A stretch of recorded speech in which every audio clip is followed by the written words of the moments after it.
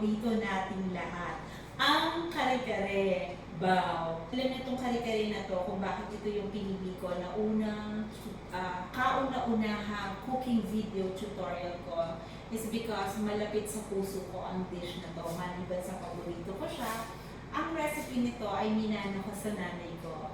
Nag-aantay nga ako kung magre-react siya dun sa mga teasers na pinupost ko. Nag-aantay ako kung iti-text niya ako at tatanungin niya ako kung bakit ko ilalabas ang sikreto ng pamilya. Pero wala naman siyang reaction, kaya feeling ko okay lang naman. Anyway, itong kare-kare kasi nito is minana pa ng nanay ko sa nanay din niya, to my late grandma.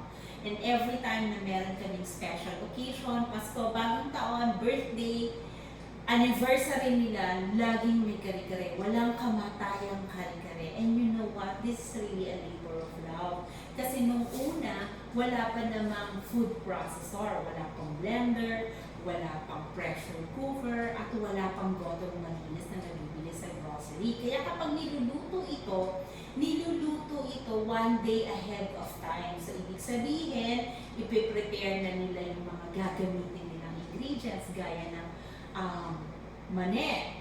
Bumibili talaga sila ng hilaw na mani, pagkatapos niluluto nila yon at sila ang nagigilid. Ganon din ang bigas. Sa recipe ko, hindi ako gumamit ng bigas. Madaling mapanis kasi. And my mom also told me na optional lang naman yun. Pwedeng wag na rin. Kasi sa mani, pwede nang lumapot ang inyong kare-kare. Well, going back, so yun, igigiling pa nila yung kare-kare. Igigiling pa nila yung mani. And sila rin ang magigiling ng bigas. Tapos wala rin nabibiling malinis na goto. So lilinisin pa nila yun. Pagkatapos pakukuluan nila ng mga ilang beses, saka pa lang papalambutin, which will take half a day. So, labor of love talaga siya. Also, itong video tutorial na ito ay tribute ko rin sa mommy ko and to my late grandma. Sa mga nagtatanong kung bakit tinuturo ko ang family secret recipe, well, because I do believe na lahat tayo with passion for cooking ay may kanya-kanyang unique way of cooking. Pwedeng hindi mo makuha ng eksaktong-eksakto kahit na binigay ko sa iyo ang eksaktong procedure at recipe. Pwede namang mas masarap pa ang sayo. At the end of my cooking, meron pa rin akong nilalagay na secret recipe. Pero hindi yan MSG. Hindi ako gumagamit ng MSG. And I hope magustuhan ninyo sa mga nag-aabang ng recipe na to.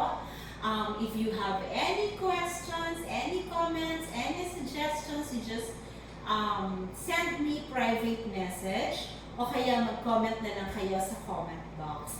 And don't forget to like and subscribe my page. Enjoy cooking!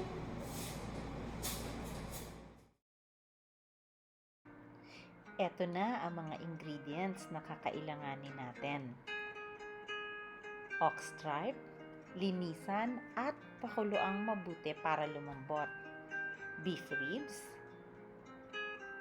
sitaw, pechay, talong, puso ng saging, minced garlic, minced onion, giniling na mani, atsuete, at ang sabaw ng pinakuluan nating goto at baka. Kakailanganin natin yan mamaya para sa sabaw ng ating kare-kare.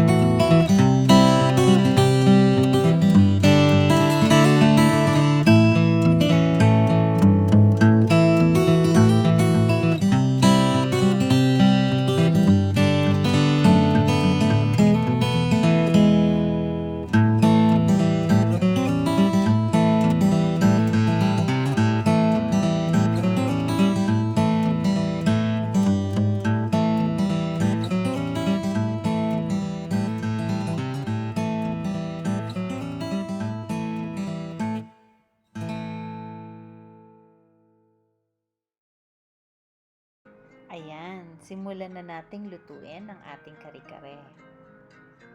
Mag-init ng mga about 1/2 cup of cooking oil sa ating pan. Pero hindi natin kailangang antayin itong mainit na mainit. Pwede na nating ilagay ang ating minced garlic nang sa ganon, hindi ito masunog.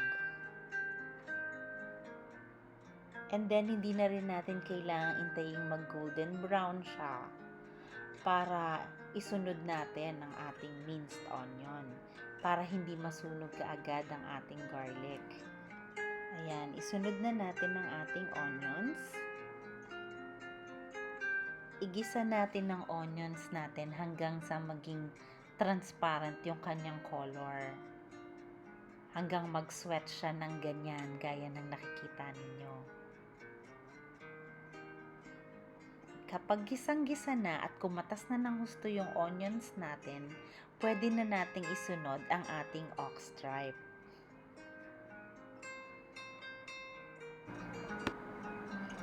And then, haluin nating mabuti hanggang humalo yung onions and garlic dun sa mga ox stripe natin.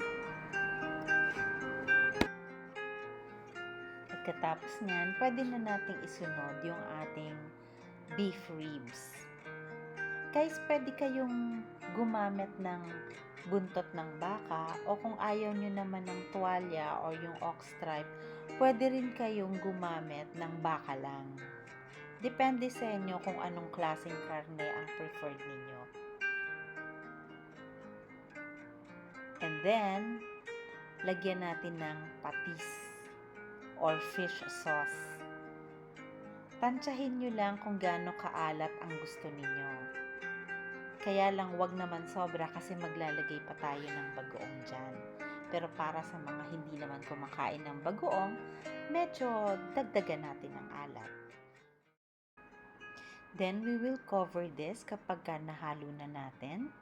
And we will simmer for 2 minutes and we will set it aside para pakuluan naman ang sabaw ng goto at baka natin.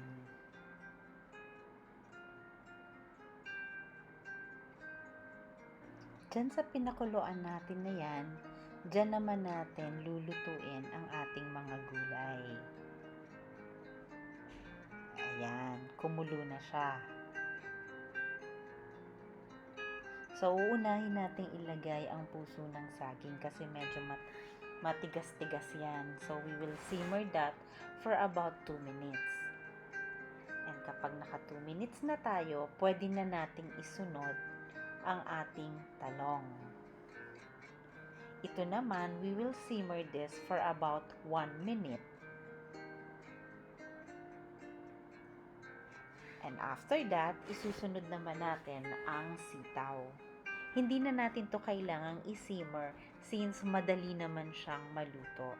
And remember guys, lahat ng ating mga gulay ay half cook lang ang ating luto kasi mamaya isasama pa natin siya sa ating ginisang goto. At papakuluan natin together with all the sabaw. Ayan, at this point, hiniwalay ko na gaya ng nakikita ninyo yung gulay sa sabaw para hindi siya ma-overcook. At itong sabaw na to, kung saan kumulo ang goto at saka ang baka at saka yung mga gulay natin ay gagamitin naman natin ngayon para kunawin ang ating giniling na mani. So ngayon, sinalin na natin sa panibagong kasirola ang ating giniling na mani na mayroong sabaw. At habang lumalapot siya, unti-unti nating isasalin yung hiniwalay nating sabaw hanggang makuha natin yung desired texture na gusto natin sa sauce ng ating kare-kare. Importanteng gawin natin ito para hindi siya sobrang malapot o sobrang malamnaw. Ngayon naman, ihahalo na natin ang ating atsuete para kumulay naman ang ating kare-kare. Huwag masyadong damihan at baka maging kulay orange ang ating kare-kare. At this point, maaamoy nyo na siya na sobrang bango na niya. Maghahalo yung bango ng giniling na mani at saka ng annatto seed. Amoy kare-kare na talaga siya.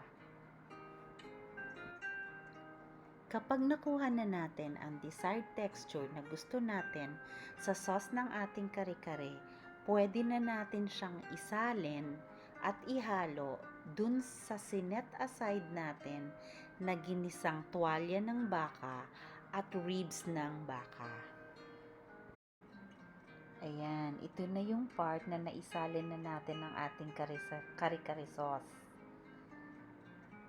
Guys, may tip lang ako sa inyo. May nabibili na malinis na ox stripe sa mga groceries. Pero kung wala kayong mabibili at sa palengke kayo bibili, siguraduhin nyo lang na linisan yung mabuti at pakuluin nyo muna ng isang beses.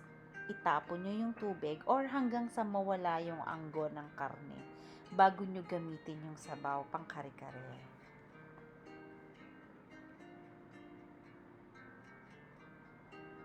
Kung sa tingin ninyo na sobrang lapot, dagdagan nyo lang ng dagdagan ng sabaw na sinet aside natin. Napapansin nyo, hindi ako gumagamit ng tubig. Kaya masarap ang kare-kare natin kasi ang ginamit nating pang sauce sa kanya ay yung pinagkuluan ng mga karne natin at saka yung pinagkuluan ng ating gulay.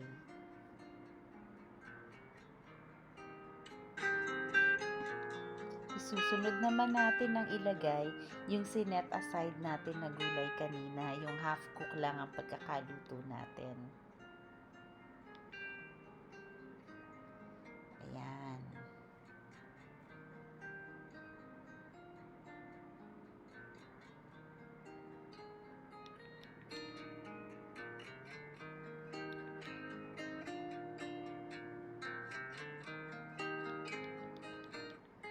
Haluin nating mabuti at pagkatapos niyan ay isusunod naman nating ilagay ang ating pechay.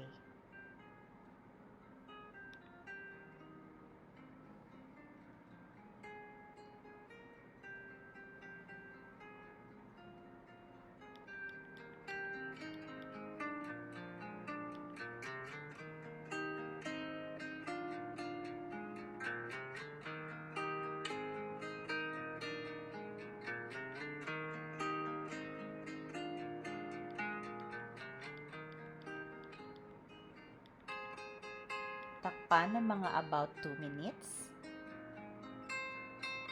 And voila! Luto na ang ating kare-kare.